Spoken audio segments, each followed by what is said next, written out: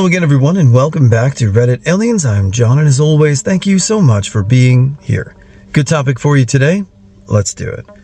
What's the scariest story that you've heard about? Please remember to like, share, and subscribe. In the 1930s, near my hometown, a man killed his wife, his mother-in-law, and his 3 stepchildren, dismembered their bodies, and hid them in the root cellar. My great-uncle and his father, my great-grandpa, were out hunting when their dog ran off barking. Uncle followed the dog and found a burlap bag. He opened it and found the head of one of the children. When he told us the story, he said he looked up and the man was standing right in front of him, another burlap bag in his hands. His dad arrived, scared the guy away, and then reported the head to the local cops, who found the rest of the victims and arrested the killer, who was executed, hanged a couple of months later. My uncle only told us the story once, but after he died, we found all the newspaper clippings about the murders in a trunk under his bed. I think it must have haunted him his entire life, especially since one of the kids was his age. It's a bit of local history I grew up hearing about, but didn't realize my great-uncle was the one who found the bodies until I was a teenager, because he simply never talked about it except that one time. A lady in my city tortured her older kids, a 13-year-old and a 9-year-old, to death and stuffed them into her deep freezer for 2 years. For those 2 years, her younger kids had to walk by that freezer knowing their siblings were at the bottom of it. When she was caught, she said she had no regrets and that her children were demons, all over a delusion that the older kids were SAing the younger ones. Back in the 90s, a couple kids went missing. About 4 to 5 days later, my dad was fishing one night, thought he heard a gator, got his big Q-beam spotlight and pointed it toward the noise. It was a bloated dead body bobbing up and down in the water, eyes open and facing my dad. Turns out the kids had driven into the water by mistake, probably had been drinking.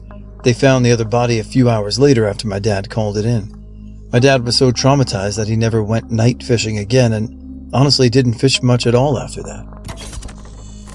There was this guy who kept noticing little things around his apartment felt off, but one night he set up a hidden camera just to prove to himself he wasn't going crazy. When he checked the footage the next day, he saw this woman, an actual stranger, crawling out of a crawl space in his ceiling in the middle of the night. She'd been living up there for months, sneaking down when he was asleep or at work to eat and use his stuff. Ex-army guy who worked on base near where I live was going through a separation with his wife, who was active duty Army E9. Apparently the wife had gotten chummy with an E9 coworker of hers. I'm not sure of the extent of their relationship. The E9 friend was over at the wife's house and the husband came by, armed and distraught. He ended up shooting his wife's coworker, as well as his 2 kids who were asleep in their beds, before he killed himself. He left the wife alive, and now she has to live with the memory of that for the rest of her life. In my early 20s, my wife and I had a goal of climbing all of the 14,000-foot peaks in Colorado. We would typically hike up a decent portion of the peak the night before, set up a tent, and camp out and summit the next day. We were climbing Crestone Needle in August 2014 and set up camp before the tree line ended. We were in a remote wooded area near a creek that was raging pretty good at the time. No other campers around. No hikers seen going up or down, super quiet and peaceful. We cooked dinner over the fire and went to bed early. I woke up around 1 p.m. with the hair standing up on the back of my neck. The only thing I could hear was the creek roaring and the wind blowing. I remember feeling really uneasy, which was unusual because we camped out a lot and were very used to being out in the wilderness. I decided to get up and exit the tent. Immediately upon stepping out of the tent, I saw the outline of a man about 50 yards from our campsite. He was just standing still, staring down at our camp. I yelled up at him, but didn't get a response. I poked my head into the tent to wake my wife up, and when I looked back for the man, he was gone. My wife and I talked about it, and agreed that it was probably an early hiker who was starting their summit push early. Both of us felt uneasy, and neither of us were able to go back to sleep. I laid in the tent for about another 45 minutes wide awake. I decided to get back out of the tent to have a look around. I stepped out of the tent and walked around, still feeling a little uneasy. It sucks that you had to abandon that summit, all because of somebody being weird and creepy, but better to come down alive than wait it out and maybe have a really serious incident. So glad you guys are okay, and hopefully you got to summit at another time. Hope all's well. Didn't see anything and still couldn't hear shit. Started going back toward my tent, and when I turned to my left, I saw the guy again. This time he was very close, maybe 20 feet or so from our tent behind some brush. I yelled at him again and started running his direction. He took off and I lost sight of him. I got my wife out of the tent, and we got all our stuff packed up and we left. The 2-hour walk back to the car in the pitch black was honestly the most terrifying part of it all. This happened 3 months ago, but a friend of mine bought a small house in a housing complex at the start of the year. She often heard her neighbor and his friend and girlfriend arguing loudly, as did the other homes around them. One afternoon, she comes home from work to police and an ambulance in her cul-de-sac. She comes to find out that this neighbor had murdered his girlfriend. She tells the police she still heard him yelling 2 days prior. However, when the investigator came to officially interview her, he told her that the girlfriend had advanced decomposition to the extent that they couldn't get fingerprints from her. Keep in mind this was in wintertime, which means he had been yelling at a corpse for a while. Scary part is the police still didn't arrest him, and he lived in the house until the girlfriend's brother evicted him, since the home was in her name. There was this super eerie case in Lebanon involving a family of weirdos from a village called Kfar Shima. Neighbors had been whispering about them for years due to their reclusiveness and antisocial behavior, but it wasn't until last summer that the authorities broke into the property and found 5 dead bodies in different states of decay in a hidden locked room under the house. Turns out the eldest son had been quietly stashing his own deceased siblings and father down there since the 1980s, claiming it was a family ritual and that he was just fulfilling their wish to be buried at home. While some died of natural causes, one brother, George Alafata, had been killed by another sibling, Khalil, during the Lebanese Civil War. Khalil took his own life in 2000, and a baby girl named Marie died in infancy for reasons that remain unknown, but it's rumored that one of the brothers had killed her out of jealousy. The eldest brother, Cristo Alfata, was living there with his senile 90-year-old mother. He was arrested and remains in custody to this day, while the mother was sent to an elderly care facility and the bodies were finally given a proper burial. Such a creepy family, and the story was absolute nightmare fuel when it broke out. This might make me seem like a weirdo, but so in my mid-20s I started at a new company with a lovely boss lady. She was awesome, and soon feelings developed between the two of us. We started dating, obviously on the down low. She was early 40s, so a pretty good age gap. We dated for about 3 years, and I won't bore you with the details, but things didn't work out. I did love her a lot, though, and often think she might have been the one, if not for the age difference, I don't know. It might be a rose-colored glasses kind of thing. Anyways, a couple of years later, I'm working at a different place, a small family business, not mine, that I, funnily enough, got with a stunning reference from my ex-lady friend. The business knew my ex because one of their relatives had dated her in high school. Small fucking world. One Saturday night, I'm sitting on my couch feeling sad and lonely and get the great idea to go through my old phone that is kept in a bag in my closet with all the other old tech. I know we all have these that are filled with iPods, iPhones, Blackberries, and 1,000 cables we're too afraid to throw out. So I plug this phone in to charge it and start going through the messages. I stumble across the text chain between me and my ex. I start to reminisce, and sure enough I find a pic of her in her bra and think, well, that will do for the night. I know, pathetic. Monday morning arrives and I head into work. The office lady comes up to me and was like, hey, did you hear about Jessica? The fake name I'm giving my ex. And I was like, how the did she know I was creeping? So I responded dumbly with Jessica from my old job who I used to date, as if she didn't know who we were talking about. And she was like, yeah, Jessica passed away in her sleep on the weekend. The police found her on a wellness call after she didn't show up for work. I was stunned. I must have been looking at her old text convo, either hours before she was going to die or possibly as she lay dead in her bed. I couldn't help myself and told this to the office lady. She told me shivers just ran up her spine. I have no idea why I chose that night after 2 years to go through my old phone and fixate on my ex.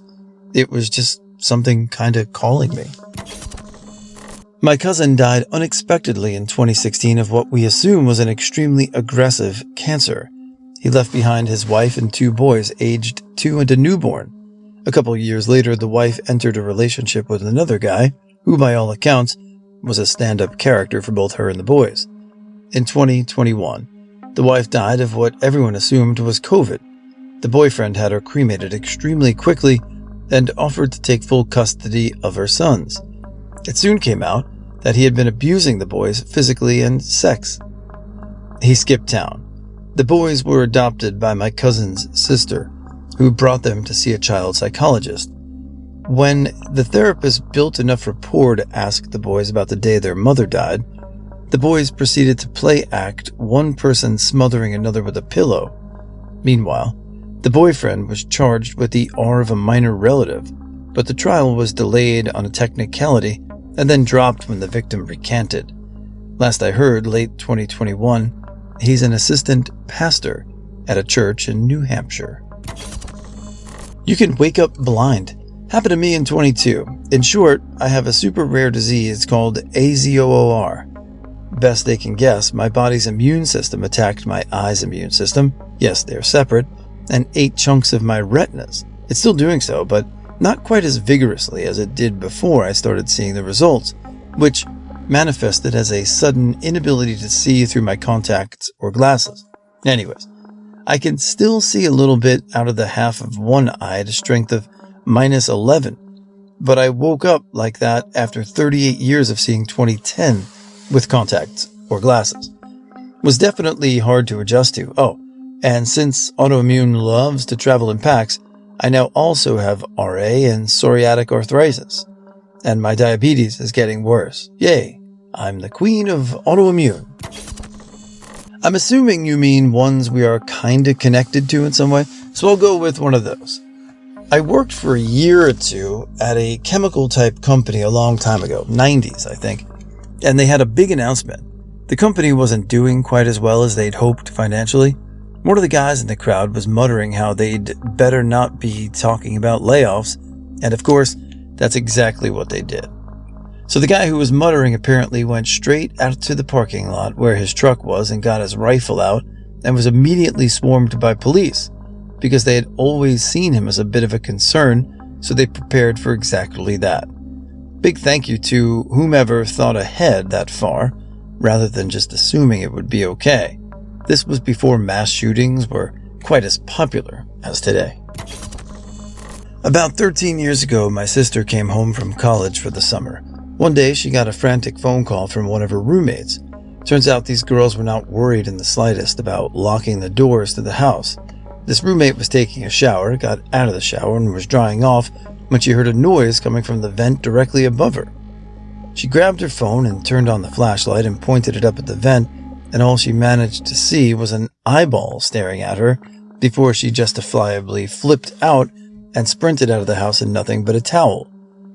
She called 911, and the police went into the attic and arrested a homeless man who had literally just been walking around checking for unlocked doors, allegedly. Then it all started to make sense why food was going missing, and the girls assumed someone was lying about taking food. I have zero clue how it was possible that this creature was looking through a vent, but it happened. The case of Clive Waring. He's a musician who contracted a virus that destroyed the part of his brain that forms new memories. He has anterograde amnesia, meaning his memory only lasts for about 7 to 30 seconds. He is constantly waking up for the first time every single moment of his life. He keeps a diary and it's filled with entries minutes apart, each one saying something like 10:45 a.m., I'm now awake, with all the previous entries crossed out, because he has no memory of writing them. It's the true story of a man trapped in a never-ending moment, and the thought of that is scarier to me than any ghost story. Back in 2006, when my older sister was moving to a new city for work, my parents and I helped apartment hunt for her. My sister found a really nice apartment in a nice locality, which was absolutely perfect on paper. The residents were all working women, the landlady seemed super nice to my sister, and the location and rent were ideal. The only thing left to do was for my parents to meet the landlady and finalize the documents. However, after my mom met the landlady for the first time, she told us that she had a weird feeling about her and asked us to keep apartment hunting, so that's what we did. Anyway, fast forward a year or so, and we find out from the local newspaper that the landlady was into black magic, and she had allegedly murdered some of the residents to use as sacrifices for her rituals. I wish I was lying.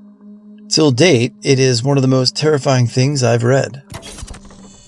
A different kind of horror story, but I had a post-traumatic manic episode about a year ago, and it is terrifying how quickly and severely your brain can turn on you.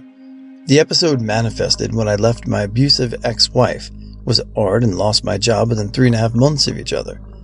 For several months, my brain was in a constant state of either disassociation, sheer panic, suicidality, or an irresistible need to engage in risk-taking behavior, mostly related to substance use. The alcohol was the worst part of it. I'd drink so I could stop feeling my arrest, and it would work at first, but then my brain would tell me drinking more would make me stop thinking about it too, so I'd drink more, and then I'd think about it more, and then my brain would tell me that more would actually make it go away, and so forth in the cycle. I isolated myself from almost everyone I loved, and it wasn't even intentional. I just couldn't pick up the phone, and getting notifications from it literally made me panic. I went through all of my savings in a matter of months, and almost all of it went to alcohol, weed, and cocaine. I knew logically during this time that I was absolutely destroying my life, but no matter how hard I tried, I couldn't stop. And my brain was just sick enough to remind me that it didn't matter how recklessly I was behaving, because ultimately I wasn't going to survive this. I was very nearly became homeless and had to sell expensive pieces of artwork I'd inherited to rent a U-Haul and move back in with my dad in my home state, removing myself from an environment where I knew how to get the things that were destroying me, and having family look out for me is what finally pulled me out of that state. But a huge chunk of my memory during that time is just gone. To add one more piece to this before I leave it, I have 3 cats. One is very elderly and obsessed with me. One was abandoned by my ex-wife and clearly affected by it. She was supposed to keep her, but asked a friend to babysit her while she went on vacation and never returned for her. And my third one developed such serious separation anxiety when I left my wife that if I left for even a night, she'd overgroom until she was missing fur and had sores on her body. I was driving to do an odd job for someone and considered driving off the cliffside in front of me. I thought of my cats and how terrified and sad and confused they'd be if I never came back home. And the moment I realized I couldn't kill myself because of it was the single most horrific experience I'd ever had. Not that I wanted to kill myself, but that I couldn't. Again, not a traditional scary story, but I can think of a few things more horrifying. In the 2000s, I worked for a residents organization on a council estate in the South London housing project for US Reader. It was poor as you would expect, with high crime, but a good community. The estate consisted of 5 high-rise tower blocks, with our office in the basement of one. The other basements were used for storage, and it was part of my job to check them regularly. They were big basements. The blocks were oblong on their sides rather than slim point blocks. The basements were dark with minimal lighting, dark corners, echoing, creepy. You get the picture. One of the residents of the estate told me they used to use the basement for their own storage, but back in the 80s, a 6-year-old child had gone missing on the estate, and after a frantic search, her body was found in the basement of one of the blocks. She'd been SA'd and murdered. A homeless man was arrested and convicted. I can't remember if he'd been living down there or not. The man who told me was an elderly longtime resident who was well respected. He said he could still remember the screams of her mother. I worked there for years, and it would be mentioned every now and again by various older residents who always talked about the mother's screams. Obviously, this made checking that particular basement a bit creepy, to say the least. Some staff wouldn't go down there at all. I had to leave hurriedly a few times after getting the fear, but never saw anything supernatural.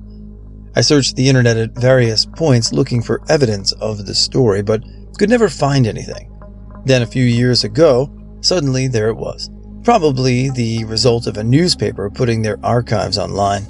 It was exactly how I'd been told, and pretty horrifying. In 1991, my brother's best friend, B, witnessed the murder of his family. B lived on an acreage with his grandparents, his cousin, and his uncle. It was during summer break, and his uncle shot the grandparents and cousin, put the bodies in a brush pile to burn them, and then took B into town for ice cream. B was only 7 years old. We never saw him again, and it really tore my brother up. We lived in a very rural, boring area, so it was a huge shock. Nothing like that had ever happened before. Until 2022, when a woman I'd gone to school with was murdered by her husband in an attempt to get her life insurance and also free himself up for the other secret relationship he had going on. He tried to stage it as an accident, that she had been crushed by a round hay bale that fell off the tractor forks, but investigators noted she had blunt force trauma to the head inconsistent with his story. Even more fucked up is that they had a house fire a year prior that he claimed started when he was deep frying pierogies at 3 a.m., but most people now suspect was his first attempt at murdering her. I heard this directly from this person. I used to work for a forensic psychologist, and one of our clients was named Richard Farley. Richard Farley was a stalker back in the 80s, and when the girl he was stalking finally got a restraining order, he walked into her job and shot 11 people, killing 7 of them. She survived with 3 gunshot wounds. The scariest part was listening to him tell the story. His case was being reviewed because he was on death row, and they were trying to get it committed to a life sentence, which, incidentally, he did not want. They were talking to him because he had been diagnosed with adult autism, and they reopened his case to see if they had any bearing on his decision-making. Just listening to him recount the events with not one shred of remorse or sadness made my blood run cold. When my boss finally asked him how the victims' families felt because he killed them, and his answer was plain as day. He just said, "Why would they miss them? They're just not here anymore." I believe they made a movie about him as well called Stalking of Laura Black. Incidentally, though his case was the reason that there are stalking laws on the books, a stalker used to have to actually cross a physical plane for it to count. And once they have that case, they realized that people needed more protection, because even without crossing a physical plane, he absolutely made this woman's life a living hell. I got to visit him at San Quentin with my boss. As soon as we walked in, she ordered the guards to take his shackles and handcuffs off, and then asked them to leave the room because she said he wouldn't be upfront and honest if they were. So basically, my boss and I were alone with a serial killer in a room in jail.